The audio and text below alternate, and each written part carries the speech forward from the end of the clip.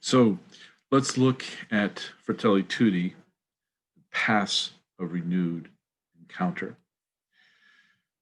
Pope Francis introduces this section by saying we need new paths for healing. And what's critical for that is that we need to take on the responsibility, the identity, the spirituality of being peacemakers. So we need new processes, new paths for healing, and we need people who will be peacemakers. Old ways won't open up new doors. To begin this process, it's very important that we have truth, stark and clear truth. There's a rawness to the truth. Several key concepts. One, he introduces the idea of a penitential memory. So as we remember, we may find that we are at fault, that we have sinned in what we have thought and what we have said and what we have done and what we have failed to do. And you simply have to accept that past, right? Just accept the rawness of it. By accepting it, it kind of clears the deck. It clears regrets and possible problems and even our plans. Just really accept the rawness of the truth, because truth is an indispensable companion to justice and mercy. One of the things I love about what Pope Francis does, and he does this frequently, not only in Fratelli Tutti, but in his other writings, is he will quote the bishops' conferences from around the world. And he relies here on the South African bishops who talk about, and we of course understand where they're coming from after ending decades of apartheid, that we need to build a society on service rather than dominance, building a society on sharing rather than selfishness, building a society on our common humanity rather than tribes. And I think that's one of the things that we're struggling with here in the United States, is how easily we have kind of just broken up into different tribes or factions. Again, Pope Francis has such an incredibly positive anthropology. And, you know, sometimes there are things that we just have to say, wow, yeah, I believe that. I want to believe that about humanity. Francis says that when we try to overcome our divisions without losing our identity, we're still who we are as individuals. But even in our individuality, everyone has a basic sense of belonging. Everyone has a basic sense of belonging. I remember hearing a story about people who are suddenly confronted with violence, a bank robbery or something. And you think of courage as, you know, kind of standing up to the aggressor. Frequently, what happens is people start covering for each other. They move towards each other. That's really a positive thing. People are moving towards each other. That's a positive thing, and it reflects that basic sense of belonging. The best image, and that Francis talks about, is family, and I love it when he does this. He does this great image of the family with grandparents and parents and aunts and uncles, and he goes on to say that no one in that family is excluded, even the one that has a serious problem, and even if that problem is their own creation. You can think of addiction of some kind or alcoholism. The family comes together to care for him or her. And I know that as I heard that, I said, well, most of the time my family has worked that way, but there have been times when we didn't work that way. So again, Francis is using a very positive image of family. Francis goes on to talk about an architecture. We need an architecture. And society has these building blocks, and I list a few of them. Education, governance, law and the courts, commerce, communications, medical. Those are building blocks of society. And each one of those building blocks will have its role to play in getting this renewed culture of encounter. But simply the building blocks alone is not enough. He goes on to talk about an art of peace, where we recognize, protect, and restore the dignity of each person.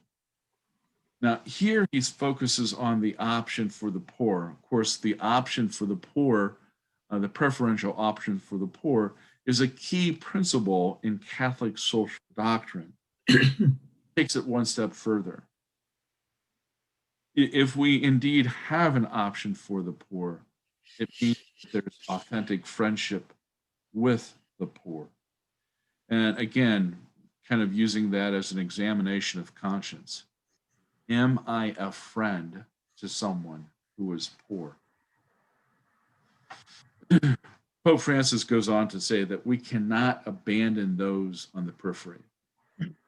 Any society that abandons those on the periphery, there is no amount of law enforcement that will assure tranquility.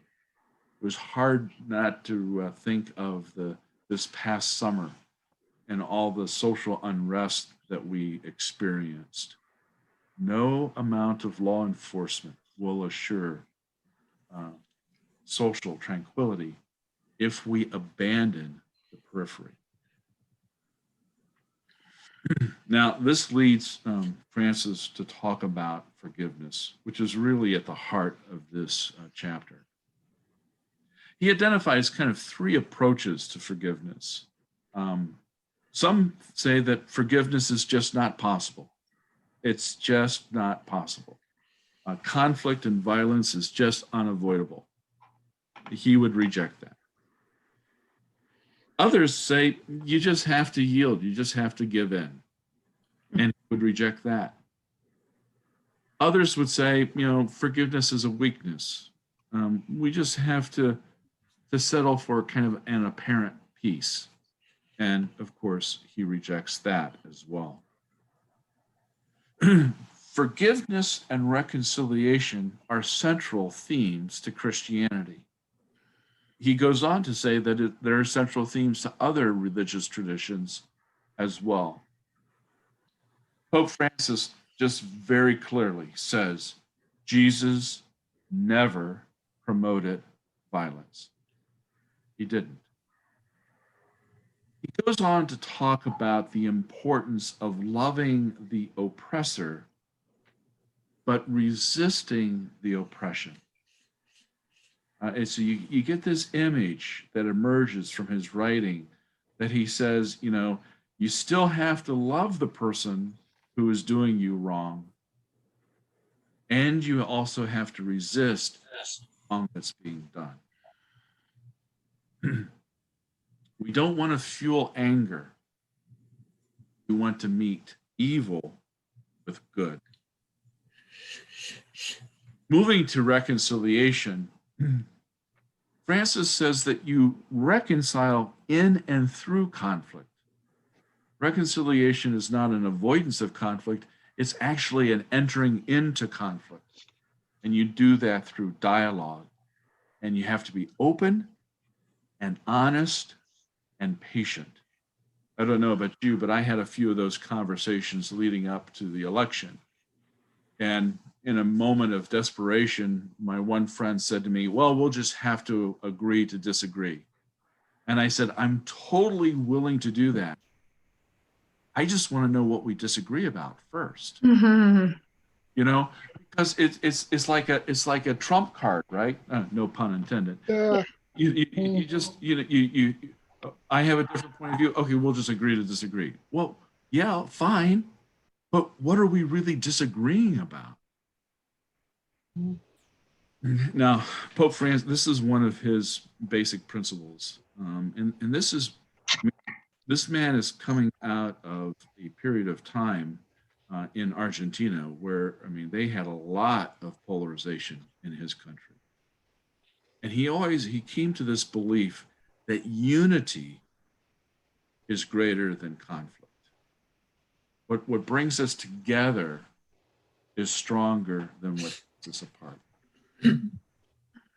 There is something valid, useful on all sides of the conflict. Part of that means that we have to remember. Mm. Never forget the Shoah. Never forget Hiroshima. Never forget Middle Passage. And here's something that I thought was really telling. Remembering the horrors that humanity has inflicted upon itself preserves and honors the memory of the victims. And it actuates, feeds, it animates our conscience. We should never forget. So he talks about the importance of forgiving and not forgetting. When we choose to forgive, we're choosing not to yield to the same destructive force that caused us, me, so much suffering. And forgiveness is precisely what enables us to pursue justice without falling into a spiral of revenge or the injustice of forgetting. I think this is exactly what's happening right now in our partisan politics. The Democrats and the Republicans have so much pent up anger at each other that they can't see beyond their feud. They have a feud going on, and so we're going to punish the Democrats for impeaching Donald Trump, and we're going to impeach Donald Trump because they impeached Bill Clinton. And I mean, it's back and forth, back and forth, and back. We need a truth and reconciliation process in our country. And then he concludes by talking about false answers. He's very clear. And again, Francis is very mindful that he is contributing to the social doctrine of the Catholic Church. He knows that he's building on, the shoulders of giants, and he is trying to give some vision for the future. In terms of war, there's a quote here that I think is really telling. It's from St. John the Third. It no longer makes sense to maintain that war is a fit instrument with which to repair the violation of injustice. And injustice has been done. And injustice has been done. War is not the answer. War will not heal that. Then, too, he turns to the death penalty. And the arguments against the death penalty are well known. Mistakes are made. Not only are mistakes made, but the process itself is flawed. I spent some time working with the movie and the book Just Mercy. If you haven't seen it, it's well worth it. It's better to read it, and if you need to, I wrote a little review of it that's on the USCMA website. It's a very good text, and it really breaks open the weaknesses and function of our criminal system. So you have air. Sometimes in other cultures, it's used for totalitarian purposes.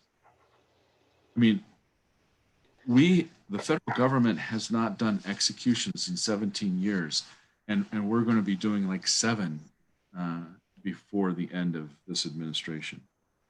What's that about? Why? Why is that being done?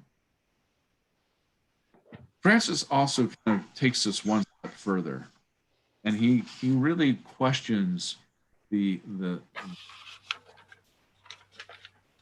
validity, if you will, of a lifetime sentence. In other words, there has to be some path towards reconciliation. So that's a brief overview of what Pope Francis has said in the area of new paths for reconciliation. Mike, I believe you're up. Yep. Just tell me when to advance the slide. Right. Okay. Yes, let's just jump right in. I'm conscious of our time here. Chapter 8, Religions at the Service of Fraternity in Our World. Yeah, I remember as a very young boy, about 1956, I'm dating myself here. I still remember my dad had an electrical business, and one of our employees was getting married, Don Morgan. And I thought, oh, this will be great. And my dad says, I'm not so sure we'll be able to attend this. Mm-hmm. This is a story I start off every time I teach a dialogue among world religions class at Xavier University, just to give students a context of how things have changed. So I said, Dad, how come we can't go to Don's wedding? Well, don't you know Don is not Catholic? Yeah. We have to go see the pastor to get permission to go to his wedding. Mm. Whoa. So we had to talk with the pastor, and he gave us, certain guidelines. Be careful now, yada, yada, yada, Yeah. Okay. So when we get to the church, it was my first time in a different church, oh, this is really different. And my dad told my mom and the rest of us, now remember, we have to sit in the back seat. And all through that service, I kept thinking, oh my gosh, what if God sends a bolt of lightning to us Catholics sitting in on his Protestant wedding? Wow. And students look at me like, are you sure about this? Yeah, things have changed. So I'm going to walk through these with you to show you, that dialogue obviously is important, but he's also calling world religions to work together on this, obviously. He sees that as an important path. So I'm going to ask, differently from Don, I'm going to ask several of you to read the paragraph for me. As my wife says, I get tired of listening to your voice, especially being home for COVID for forever. So in this very first one, you'll notice he's trying to point out what is the goal of all of this stuff of dialogue. Andrew, would you do me a favor and read the first this first slide for us nice and slow? The church esteems the ways in which God works in other religions and rejects nothing of what is true and holy in these religions. Different religions demand respect for each human person, a child of God. They contribute significantly to building fraternity and defending justice in society. The goal of dialogue is to establish friendship, peace, and harmony, and to share spiritual and moral values and experiences in a spirit of truth and love. Thank you. Thank you. So you notice as this comes through almost every page in the encyclical, the importance of respecting the human rights of each person. The dignity of each person is key throughout all this business. Mhm. Okay, second one, please. Father Jerry, would you read this one that talks about the values that the different religions bring to society? And you notice in the second sentence there, he talks about the whole issue of totalitarianism that seems to be a real issue obvious for us now. So, Father Jerry, would you read that for us, please? The church, while respecting the autonomy of political life, does not restrict her mission to the private sphere. On the contrary, she cannot and must not remain on the sidelines in the building of a better world or fail to reawaken the spiritual energy. When modern totalitarianism denies the transcendent dignity of humans, freedom of conscience, and of religious freedom suffers, leaving a world without hope and ideals to guide society. Thank you. When I have my students, would say, well, do we really need churches? Isn't that old-fashioned stuff? I said, well, at least the church wants to offer something beyond just eye for an eye, tooth for a tooth. The great religious leaders always were talking about, the possibility of, Don mentioned a lot, the possibility of forgiveness. I remember talking to a priest from South Africa and about a precious blood priest. As you know, they're very big on dealing with issues of reconciliation. And when they were discussing after the mess in South Africa, how were they going to accomplish this? And the government at that time realized that they themselves, as political leaders, couldn't pull off a discussion based on reconciliation. And of course, Desmond Tutu obviously stepped in, to pull them through that, because at that time, and this has happened in other places, I'm sure you know, that sometimes it's only the churches, the world religions, that can bring in that whole instrument of reconciliation. So we as church people have that duty to make sure that, yes, we have goals, we have hopes that go beyond just an eye for an eye, tooth for a tooth. Next slide, please. I like this one. This is one of my favorite lines. I just love Pope Francis's Latino, twist on much of our faith. Would Mary Diaz, could you read that for us, please? Sure. If the music of the gospel ceases to sound in our homes, our public squares, our workplaces, our political and financial life, then we will no longer hear the strains that challenge us to defend the dignity of every man and woman. Thank you. Isn't that beautiful? Mhm. The music of the gospel. I guess I never heard it put that way before. I'm sure we all know people who are not real happy with this current pope. And I asked me, well, what do you think? So, having lived in Latin America, I've been blessed, taking my sons and my wife there, to see a kind of a more romantic, if you will, perspective of faith in God. And so when Francis came up with this point of the music of the gospel, it's not just facts, it's not just dogma, it's the music of our lives. Yeah. I love that one. Next, please. Okay, I need a Mary to read this for us. Let's see, we got Mary Dugan. Could you read that for us, please? Yes, am I unmuted? You're good. For many Christians, the journey of fraternity also has a mother whose name is Mary. Having received this universal motherhood at the foot of the cross, she cares not only for Jesus, but also for the rest of her children. Thank you. Isn't that beautiful? You know, Mary's not just another religious figure, but the mother of us all. I prayed the rosary with my mom at least once a day when she was in a nursing home before she died. You know, and that was her strength. Mother Mary, when my father was dying unexpectedly too soon, I remember staying in that room that night. My dad was about to pass away, and my mom was there with him.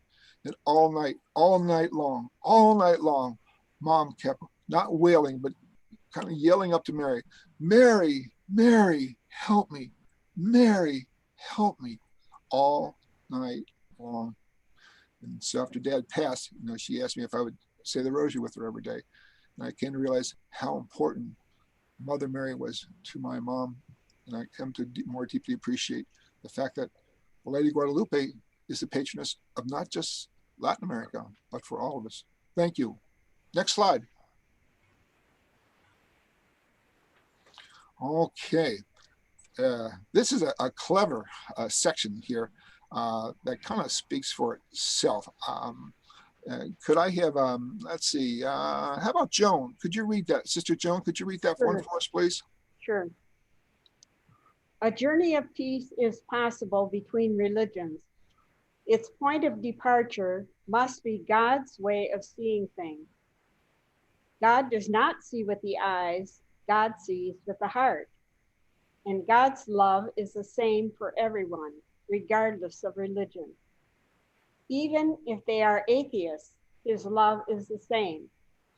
When the last day comes, and there is sufficient light to see things as they really are, we are going to find ourselves quite surprised. I love that last sentence. Yeah. I'm not too sure exactly what he's getting back. I have a hunch, but during our discussion group, I would enjoy hearing what you think Pope Francis is trying to say there. We are going to find ourselves quite surprised. When I have more and more of my students at Xavier are former Catholics or not of any church, you know, and I have to assure them at the start of class, listen, I've given F's to Catholics and I've given A's to atheists. So don't sweat that piece, you know. Because I'll be honest, sometimes I find that the papers written by the atheists are a hell of a lot more, are much more interesting than some of the Catholics who are just taking it for, you know, a class.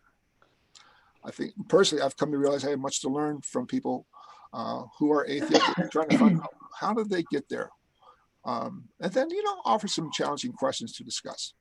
Okay.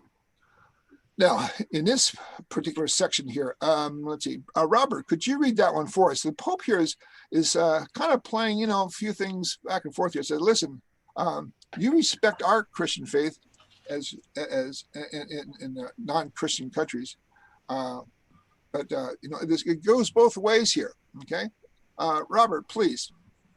We Christians ask that we be guaranteed freedom in those countries where we are a minority, even as we ourselves promote that freedom for non-Christians in places where they are a minority. Since the important things we share are so many, it is possible to find a that word's blocked out there. Means. A meaning of serene, ordered, and peaceful coexistence, accepting our differences and rejoicing because as children of one God, we are brothers and sisters. So again, he's trying to say, listen, we will do our best as Christians to protect your religion in Christian countries, but we kind of expect the same thing. And that takes us very easily to the next section here, this next slide. He's trying to point out, you know, why have people of the past number of years, how is it that they are using religion to justify violent actions? And how do we turn that around? And this is his solution, I think makes a lot of sense. I'm going to ask, let's see, Claire, could you read that for us? Oh, can't hear you. We believers are challenged to return to our sources, in order to concentrate on what is essential: worship of God and love for our neighbor, lest some of our teachings, taken out of context, end up feeding forms of contempt, hatred, xenophobia, or negation of others. The truth is that violence has no basis in our fundamental religious convictions, but only in their distortion. Thank you. I remember I was in when I was studying for my doctorate degree, I was the only Catholic at the United Theological Seminary in Dayton. We were all studying missiology together. And when we got into this point of violence, I think I was the only North American in there and the only Catholic. We brought this up and the professor said, let's just start off with some questions here. The first question was from a Muslim from the Middle East. I forget which country he was from now. I want to say from Iraq, I believe. And the first question was, why are you Christians so bent on violence? Mhm. The rest of us Christians were looking at him like, what the heck are you talking about, man? And then it just kind of seeped in, depending on what perspective you're coming from. Who's got less blood on their hands? I'm sure you may have read the same thing over history. Some experts, historians, believe that more people have been killed in the name of Christianity than any other religion. So I think the Pope is onto something here. We need to go back and take a look at what do the texts actually say, rather than using them for excuses to wipe out each other. Next slide, please. I think we're down to our second last. Yes. Okay. I really I'm touched by this photo here. I'm sure you've seen many like it. I have to say, remember that first time the Pope was washing the feet of the people in prison? And I believe some in that group were Muslim men and some were Muslim women, if I recall. And I still remember a woman that was running our Office of Liturgy at the time came running into my office. Mike, did you see that? The Pope is washing the feet of women and Muslims. Yeah. Oh my gosh, Mike, I just hung up from a phone call from a priest who said, there's some women that want me to wash their feet at the Holy Week services. We can't do that, can we? 10 minutes later, there was the Pope washing the feet of Muslim women. Yeah. Trevor, would you read that for us? Trevor, I think he froze up. Trevor? I'm having some internet issues, so if I go out, forgive me. Okay, we will. All right. So, religious convictions about a sacred meaning of human life permits us to recognize the fundamental value of our common humanity. Values in the name of which we can and must cooperate, build and dialogue, pardon and grow. This will allow different voices to unite in creating a melody of sublime,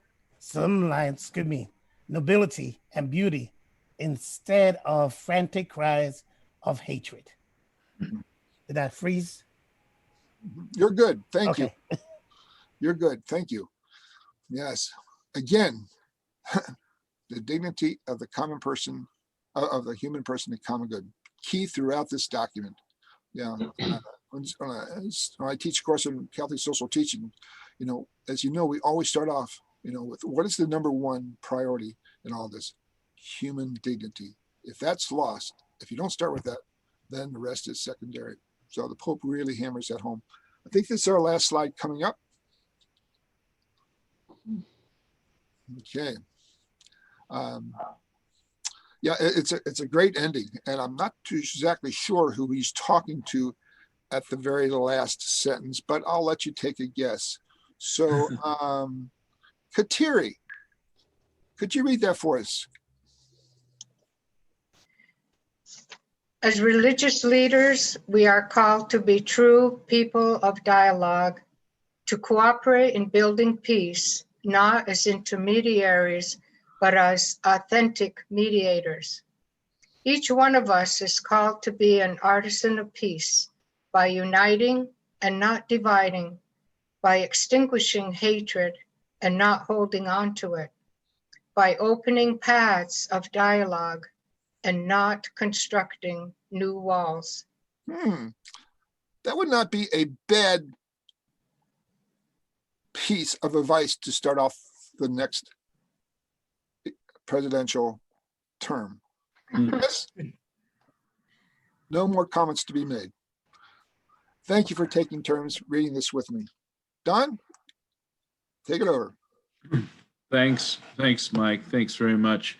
The time check, it's 1:42, and Mike and I have been sharing some thoughts with you. Would like to invite you to share some thoughts with each other. So I'm going to put us in breakout rooms of 3 people each. So that should be about, we should have, my risk of doing math here, about 6 rooms. It's just, what did you hear that you really liked? And what did you hear that you just felt a bit of a twinge there?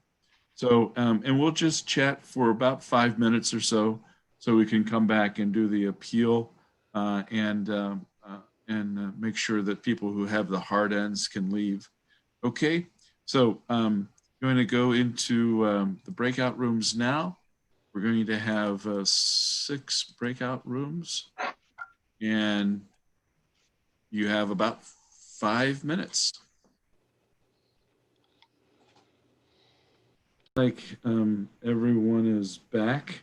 Welcome back. One person was just commenting, it's that how do you do that? Remembering and forgiving, and yet how do you not, re-traumatize people? Those kind of challenges. Any other thoughts? Kind of quick here. Mindful of the time, so we're going to be moving into our closing prayer in just a minute.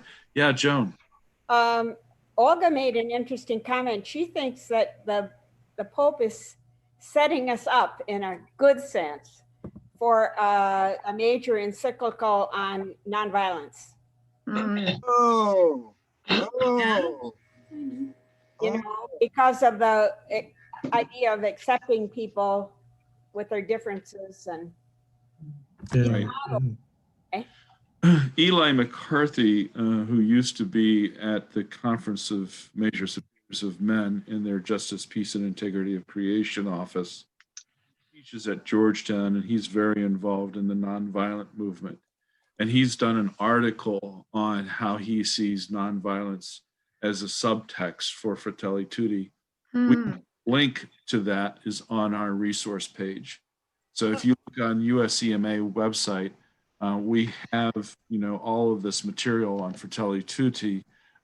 We have the 4 sections that we've done, and then we have a resource page, and the link to his article is on that page. Good, thank you. Other thoughts? What came out in our group was the whole thing of you can forgive, but that doesn't mean you forget. And, that's a good thing. We don't want to, as you said, don't want to forget the Holocaust or things like that.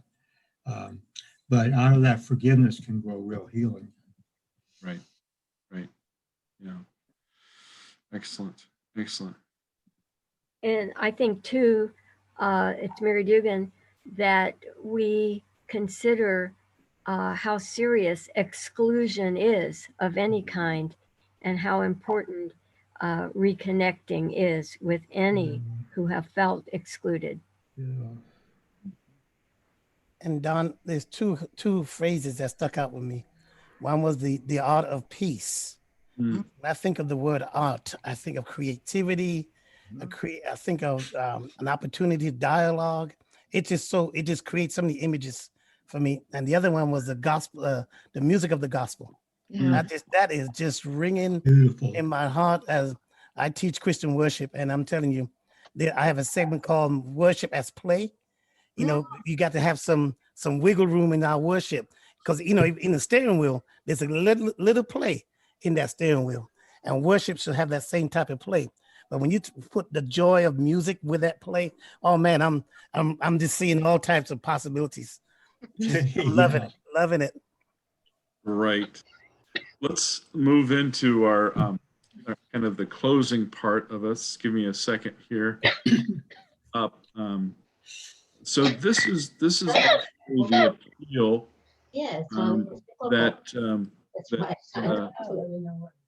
that we end with, that he ends with in this. And this is going to be our closing prayer. As is our tradition, anyone who wants to hang out after we end is free to do so, but those who need to run should certainly feel free to do that as well.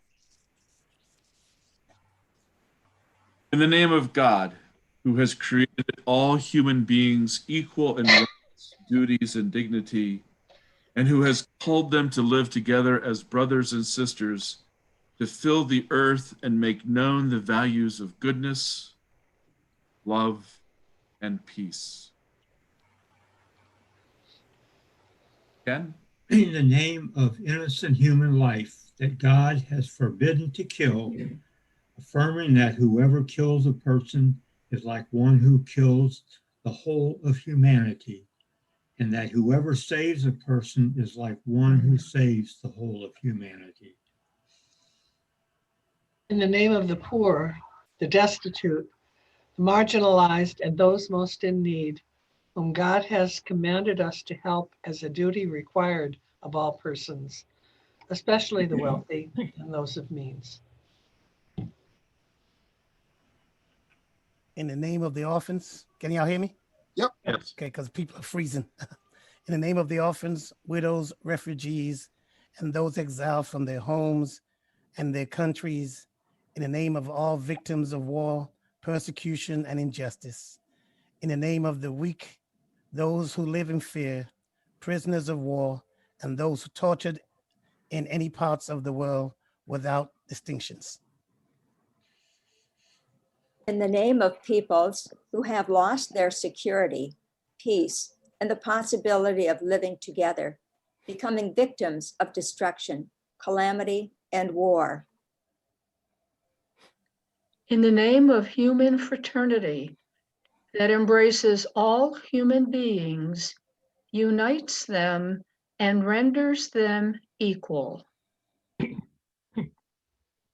In the name of this fraternity, torn apart by policies of extremism and division, by systems of unrestrained profit, or by hateful ideological tendencies that manipulate the actions and the futures of men and women.